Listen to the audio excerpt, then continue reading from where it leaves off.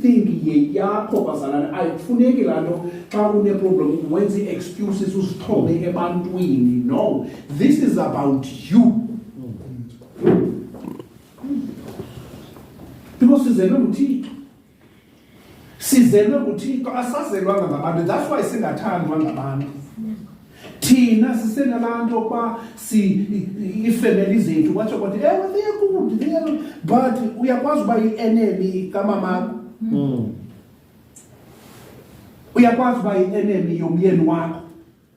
Uyakwazi uba yi-enemy kasista wakho. Because wena uzelwe nguThixo, yena kakazalwa nguThixo. Which is ke ngoku izispirit zenu ziyangquzulana. Nangona esmayila but ngaphakathi akasmayili. Seke wakhushwa ngumama wakho kwinto erayithi, akukhuphe kule nto ukubona le nto iyakusebenzela inoThixo.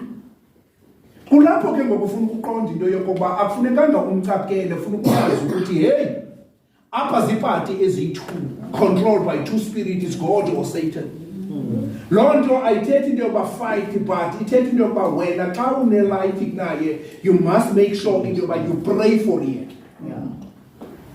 Whereas the enemy ikhona, but you can't say ifamily yakho yi-enemy, but the enemy is there. The enemy is devil. Wena ke ngoku xa u-understandayo you will know ukuthi asinguye but uphethwe. Xa ephethweyo, what is your duty? Your duty is not to fight nomntu ophethweyo. Your duty is to make that person free by praying.